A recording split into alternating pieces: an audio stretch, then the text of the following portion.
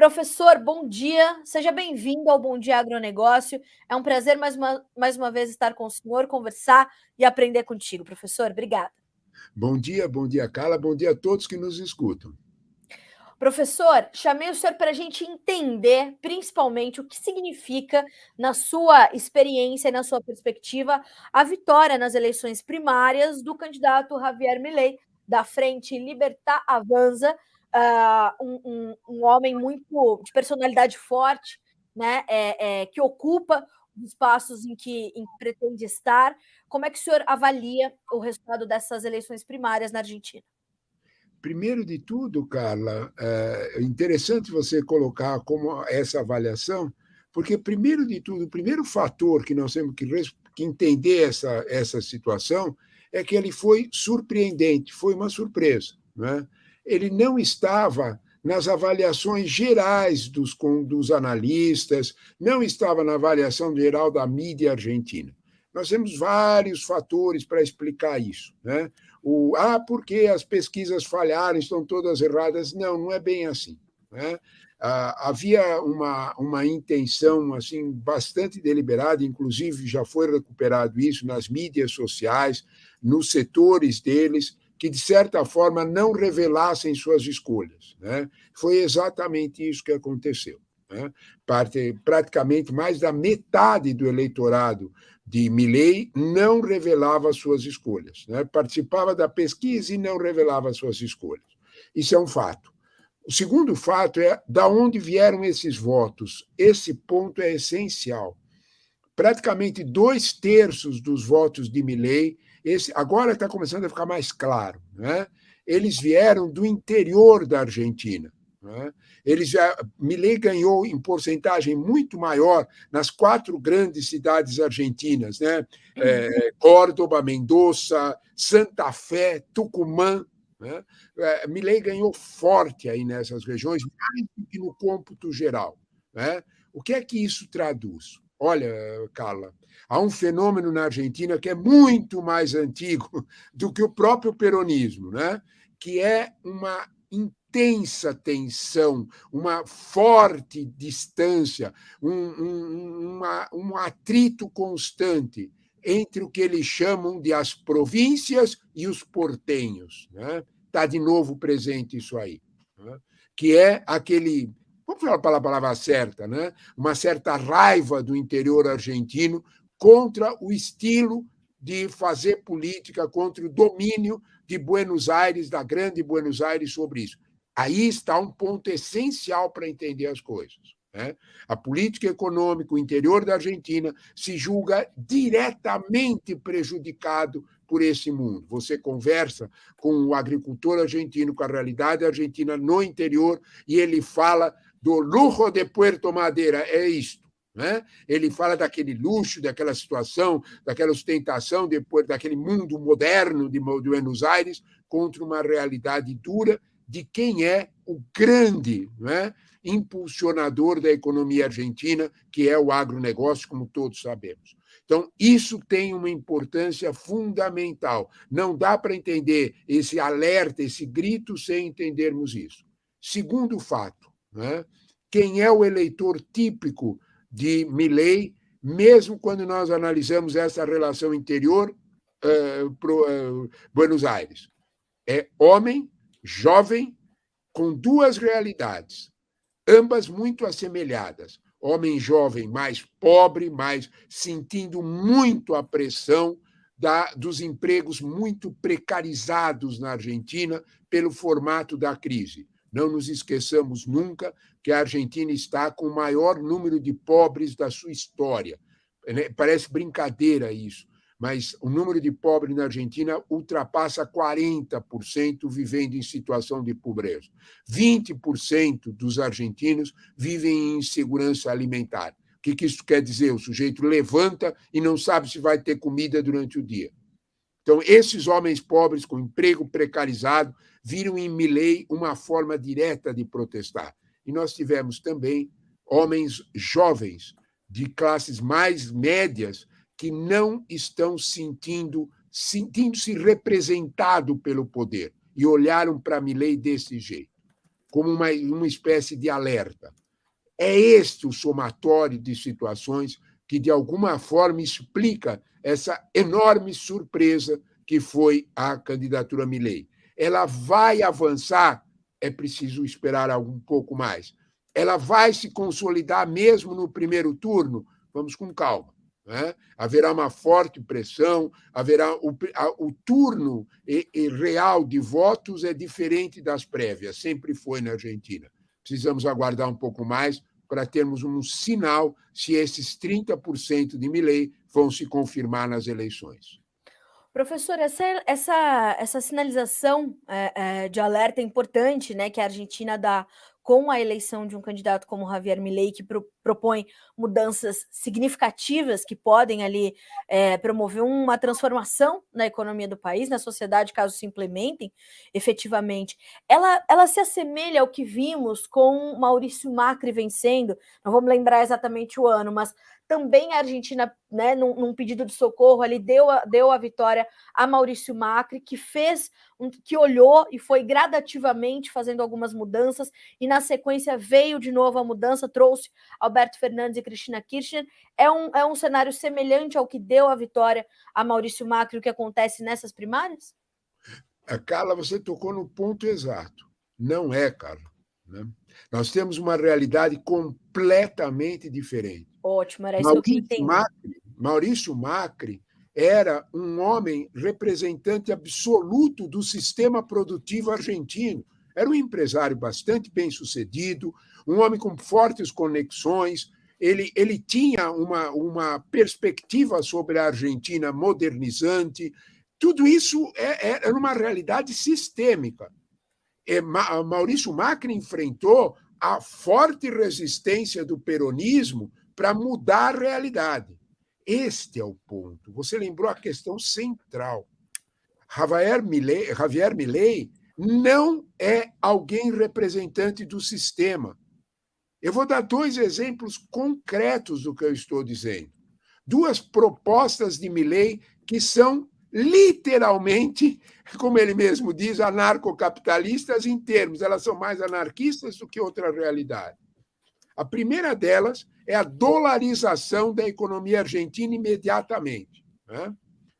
Carla, se você conversar com qualquer produtor agrário e falar isso para ele, ele vai pôr a mão na cabeça. Isso é absolutamente contrário a qualquer interesse do poderosíssimo agronegócio, do eficiente agronegócio argentino. Se você dolarizar a economia argentina imediata, a soja argentina perderá a competitividade. Há um equilíbrio de moeda, há um fator monetário aí na transmissão de moeda que garante competitividade, que a dolarização vai cair. Não é só o diesel que vai ficar mais caro se você transformar tudo em dólar. A soja também ficará mais cara. Vamos ser sérios, isso é real. Né? Então, nenhum produtor agrário argentino vai olhar para essa dolarização e vai dizer isso interessa, isso moderniza o meu negócio. Não é assim. 2, a indústria argentina, que já sofre bastante, que tem sérios problemas, uma das propostas que Milei mais assevera é a proposta de terminar com o Mercosul. Desculpe, a indústria argentina está absolutamente imbricada, absolutamente coligada aos acordos automotores com a indústria brasileira, toda ela produto do Mercosul. Então, quando nós olhamos para isso, todo o setor alimentício argentino industrializado que vende no Brasil, que vende na América Latina, sofreria brutalmente com essa perda. Sim. Eu faço uma pergunta concreta. Será que a indústria argentina e o agronegócio argentino, quando entenderem bem do que se trata, vão manter esse apoio? O apoio a Macri era um apoio real, era um apoio sistêmico. Né? Macri tinha um projeto de país, diferente do peronismo, mas era um projeto que tinha um sentido. Observe que o Fundo Monetário Internacional apostou nesse projeto. Emprestou 50 bilhões de dólares para a Argentina, o maior empréstimo da história. O Fundo Monetário tem critérios para fazer empréstimos. Então, quando isso aconteceu, porque havia uma proposta. Foi derrotada na urna? Foi derrotada na urna, faz parte da democracia. Não é o caso de Milei. Milei tem uma proposta que, em todos os aspectos, para a estrutura sistêmica argentina, ela é intensamente perigosa. E é evidente que isso terá um peso na hora dessas observações. Eu repito, o voto de Milei é um voto desesperado, é um voto de pedido de alguma forma de atenção. Homens, jovens, pobres, emprego precarizado. Homens de classe média que olham para o seu futuro e têm medo dele. Votaram neste sentido. Este voto talvez não tenha a mesma intensidade quando se avaliar exatamente do que estamos falando. Nas análises que eu acompanhei logo na sequência do resultado das eleições, professor, a maioria dos especialistas argentinos dizia que já não se trata mais de uma simples luta, né, uma simples batalha entre kirchnerismo e o anti-kirchnerismo, né, que vai remeter ainda ao peronismo versus o antiperonismo. Essa é uma discussão já quase que empoeirada, né, quase que uma ideologia ali meio mofada, né? Os problemas estão muito mais graves do que só os efeitos nocivos do que a gente viu acontecer na política argentina nos últimos anos, não? Não há dúvida nenhuma. Nós temos duas situações que estão pressionando. Você colocou certinho, né? O kirchnerismo, que já não é nem mais o peronismo, kirchnerismo no sentido de um peronismo agregado a um sistema de governo que não tem mais sentido, né? Quando a gente olha para isso, nós vamos entender a necessidade de uma reforma na Argentina. Mais da metade dos argentinos, 60% dos argentinos, recebem algum tipo de benefício do governo. O governo não tem como pagar, mais de 40% dos argentinos não pagam a conta de luz. É evidente que tem um desarranjo nesse modelo. Não é? Esse quadro é um quadro tensional e que ele teria que uma resposta para uma situação da nova perspectiva geopolítica do mundo. Então, nós temos um mundo está mudando, há uma realidade nova, há um redesenho do mundo, não é só a guerra da Ucrânia que o fez, né? É um redesenho do mundo entre uma potência ascendente, que é a China, e uma potência hegemônica, que é os Estados Unidos. Então, tem um mundo novo aí nesse quadro. Ele está presente na realidade argentina. A China é um dos fiadores, né? De um outro empréstimo, de um novo empréstimo do Fundo Monetário com operações de swap cambial com o yuan. Então, é evidente que esse novo quadro internacional está presente. 2, a Argentina não está acompanhando a modernização absoluta das cadeias globais de produção, que chegam também ao agronegócio. Isso é indiscutível. Então, tudo isso a Argentina precisa se modernizar, se colocar no mundo, se colocar nas novas questões do mundo. É evidente que certas situações teriam um jogo político para mostrar essa realidade. Né? O voto em Sérgio Massa é um voto complexo, porque Sérgio Massa não esconde, ele fala isso na sua publicidade eleitoral. Eu sou mais do mesmo, o governo será mais do mesmo sob nova direção. O argentino quer isso? Se ele quiser isso, é uma escolha.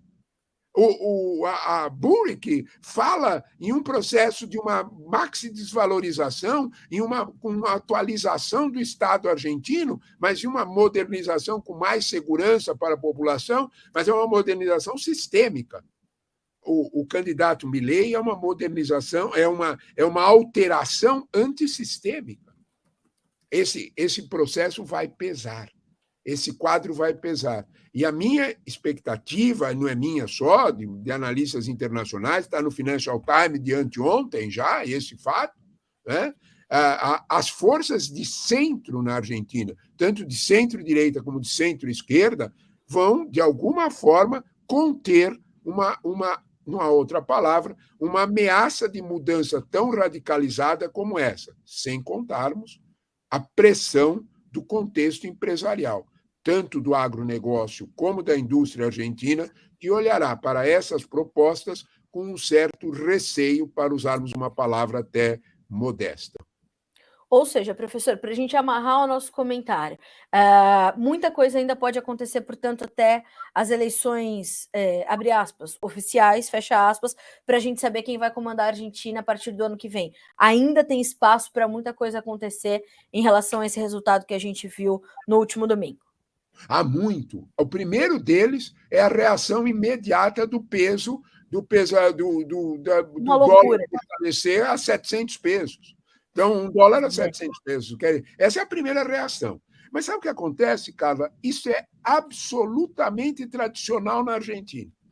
Nas 4 últimas eleições aconteceu exatamente o mesmo. Você faz as PASSOS, que são as primárias, e imediatamente a crise se agrava, como se fosse uma tomada de consciência geral sobre o problema.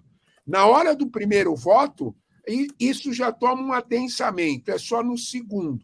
No segundo turno, que efetivamente se discutem realidades e se fazem escolhas. O processo argentino está apenas começando. Ele está muito longe de ser concluído. O segundo turno da Argentina acontecerá na terceira semana de novembro. Temos muita estrada pela frente. Professor, lhe agradeço demais pela disponibilidade de sempre, por estar aqui conosco para trazer esclarecimentos, explicações e principalmente os sinais que a gente tem que acompanhar para entender o que está acontecendo. Na sequência das eleições, eu divulguei uma notícia, né? Fiz esse levantamento de como o campo estava trazendo suas perspectivas diante desse resultado. Certamente as preocupações que o senhor acabou de imprimir aqui estão entre os líderes do agro argentino, mas é tão importante a gente ver candidatos, seja um outsider como o Javier Milei, ou outros candidatos mais alinhados à direita, que também querem olhar para a produtividade, para a rentabilidade e para a vitalidade que a Argentina já teve e devolver isso a ela. Isso é realmente bastante importante e é emblemático. Essa chave precisa virar, né, professor? Sem dúvida nenhuma. A Argentina é um grande país, é um grande produtor, é um país com uma cultura bastante desenvolvida, é o país talvez mais alfabetizado da América Latina. Vamos ser sinceros, a Argentina merece um governo compatível com a modernidade e, principalmente, com o poder do agronegócio e da indústria argentina. Merece sim. Sem dúvida. Professor, muito obrigada. Excelente semana, excelente quarta-feira para o senhor. Seguimos nos falando. Um abraço, até a próxima. Muito obrigado, Carla. Obrigado a todos que nos escutam. Bom dia a todos.